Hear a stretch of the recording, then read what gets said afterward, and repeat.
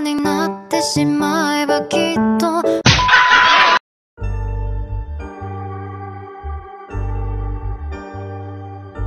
Oke teman-teman sahabat KM Hafiz, ini sekarang saya bersama mahasiswa yang cantik dan ganteng dari Universitas Bahaudin Madura Sumeneb.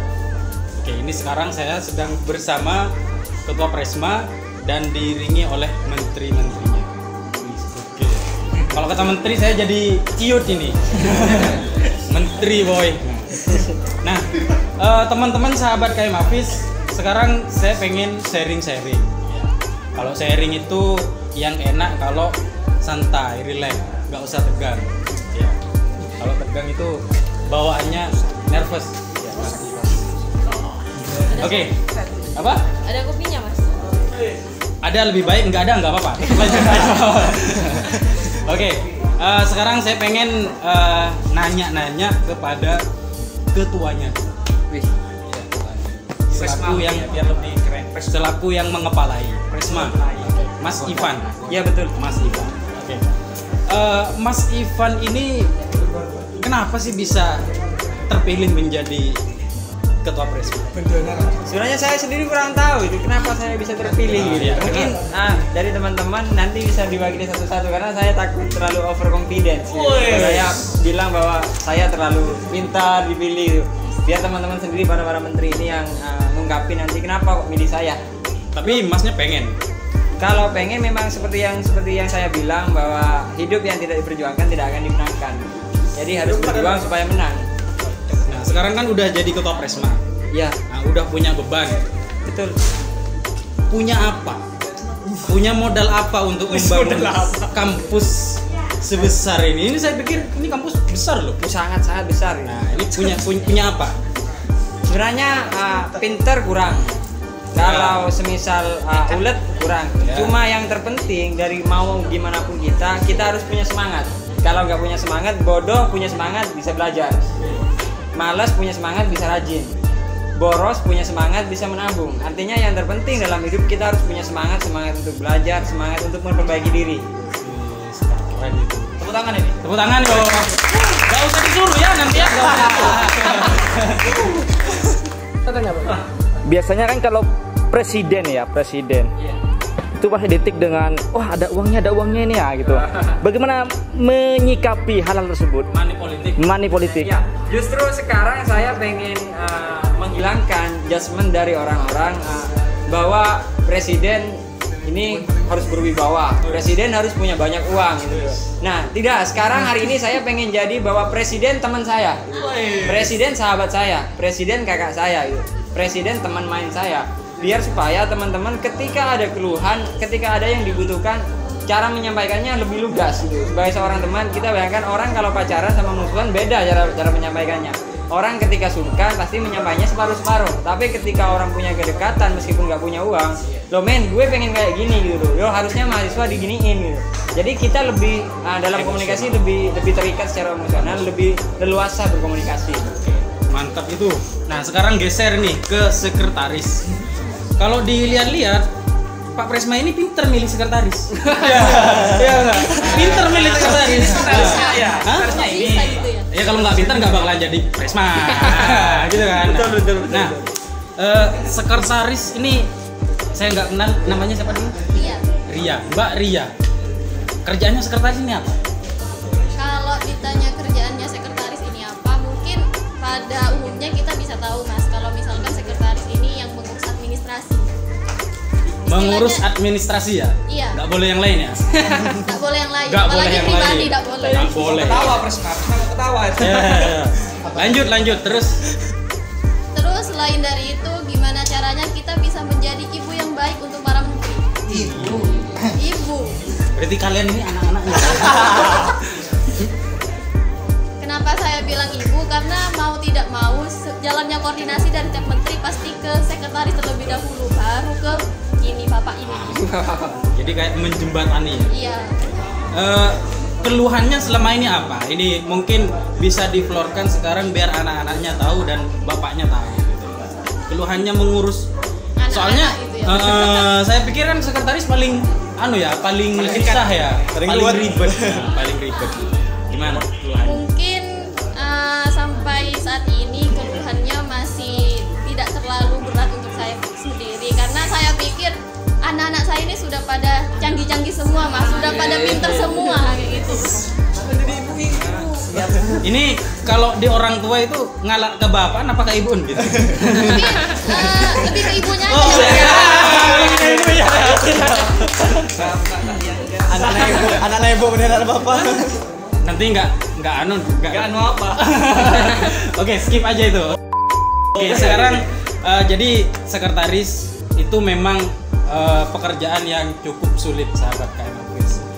Mungkin kita geser ke para menteri ya. Coba kita estafet aja perkenalan para menterinya siapa dan menteri apa. Oke?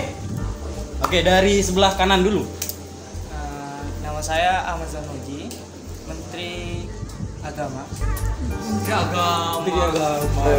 Berarti hadis-hadis dalil-dalil bisa semua ya. Kemenak berarti dong. Kemenak ya. Yuk lanjut. Perkenalkan nama saya Ibnu Wahyudi, saya dari Menteri Pemuda dan Olahraga dan Kreativitas. Menpora.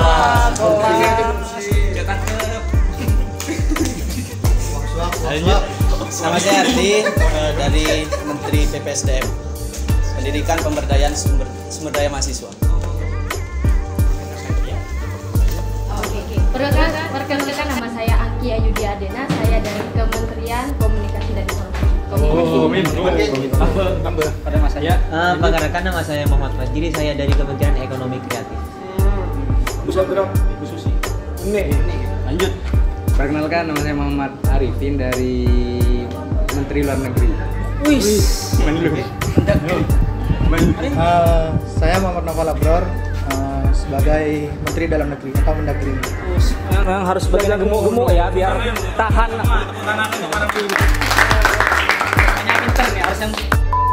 Harus, karena kan yang melindungi ketua harus Menteri Dalam Negeri. Kalau tipis kayak saya malah tambah hancur.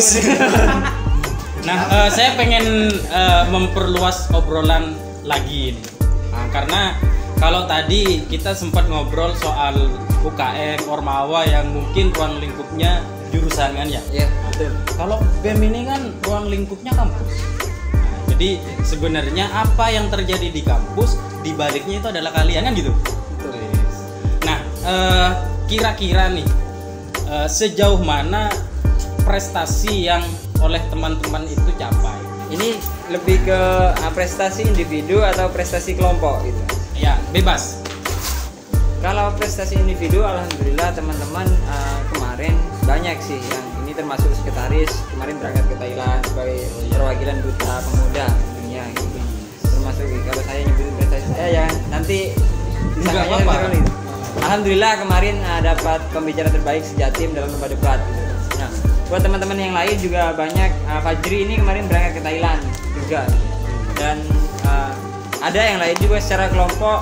Kita hari ini di tengah pandemi baru 2 bulan menjabat tiba-tiba ada pandemi gitu, ada musibah lah bagi dunia, jadi kita nggak bisa bergerak terlalu luas gitu. Jadi kita bagaimana berusaha tetap jalan tapi tetap dalam konteks jaga kesehatan gitu. Jadi mungkin kalau secara prestasi masih kita membangun, tahap membangun gitu. Alhamdulillah kita sudah bergabung ke aliansi BEM Jawa Timur, aliansi BEM Nusantara. Kemudian alhamdulillah saya pun kemarin-kemarin ditunjuk sebagai calon koordinator BEM Susumenep. Terpilih mas? Saya nggak mau, karena saya mau fokusnya ke ini kampus gitu. Karena kampus. Jadi kalian ini punya bapak yang tidak ingin menduakan. Ya. Senyum ibunya. Nah, terus yang ini saya pengen tahu komentar dari para menteri. Nah, yang menjadi penguat, kan yang terpenting itu dalam suatu kelompok atau organisasi itu adalah komunikasi. Nah, yang menjadi penguat itu polanya itu apa? Nah, itu mungkin dari teman-teman perwakilan dari teman-teman menteri yang lain. Yang menjadi saklek dengan ini itu apa? Dari saya pilih aja ini ya. Mbaknya aja. Ya, yang membuat kelompok ini menjadi klop kompak itu dari segi apa? Menurut saya pribadi dari segi komitmen masing-masing setiap orangnya. Nah, kalau tanpa adanya komitmen dalam suatu hubungan aja tanpa komitmen nggak akan berjalan. Sama seperti band. Kalau kita masing-masing orangnya tidak komitmen, apapun itu tidak akan berjalan. Entah itu program itu tidak akan berjalan. Makanya saya menekankan yakni komitmen ya, prinsip kembali ke prinsip berarti. Prinsip awal. Nah itu kan yang menguatkan. Kendala sekarang kendala. Kalau tadi kan yang memperkuat. Nah kendala menjalin hubungan. Nah itu pasti ada kan? Nggak mungkin mulus kan. Nah itu saya minta dari yang cowok. Yang dari Kemenak. Kendala kelompok ya? Iya. Seluruh. Ini menurut saya pribadi ya, kendalanya mungkin dari individu sendiri gitu, sibuk pada dirinya sendiri. Kadang-kadang lebih nyaring. Ya, kadang-kadang itu sibuk pada dirinya.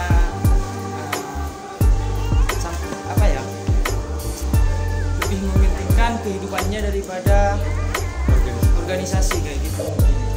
Ya itu namanya juga hidup pasti ada yang kayak gitu kan, dimanapun itu. Tapi yang kembali lagi ke tadi, gimana caranya kita harus memperkuat lagi komitmen dan prinsipnya. Oke, ini mungkin terakhir ya.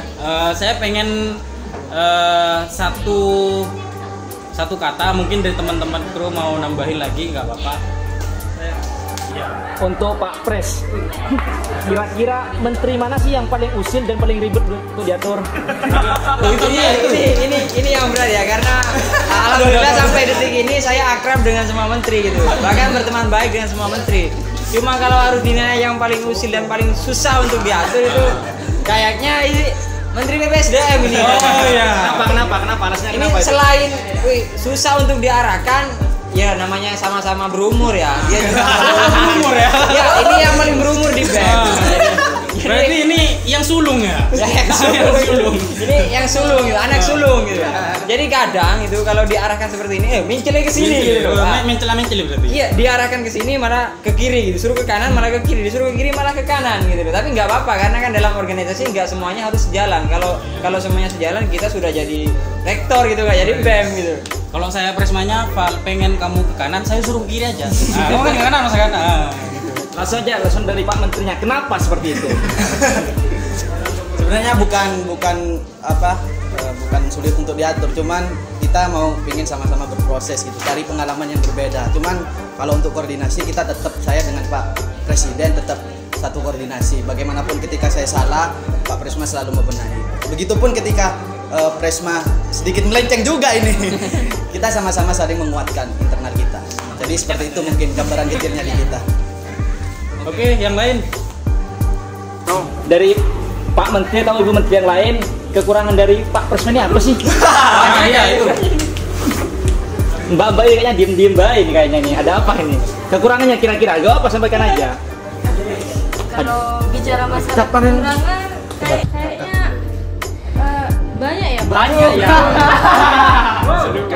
Ini eksklusif ini, sebutin aja. Baik. Tenang, aman ini. Nggak bisa face to face aja. Gak apa-apa. Ntar kan saya takut dipecat. Masalah organisasian pribadi kita nggak mau tahu. Baik. Pokoknya ada yang pribadi kayaknya. Berat. Apa ya? Cara memimpinnya. Oh, kalau masalah manajemen waktunya misalnya itu pasti ada. Tidak, kalau masalah cara memimpin dia sudah luar biasa. Menurut saya pribadi, sudah luar biasa. Yang kurang. Yang kurang apa ya? Kurang gemuk. Ya, itu salah satunya.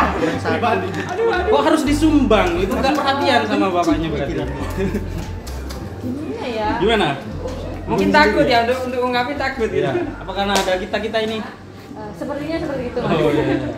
kayaknya Pak Prisma ini dengan kondisi yang ramping sekarang ini mungkin karena banyak pikiran, karena mungkin menterinya pada cengkal.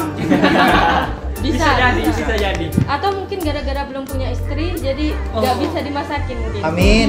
Loh, kok amin Mas? Kenapa? Doa Mas. Iya. Gitu.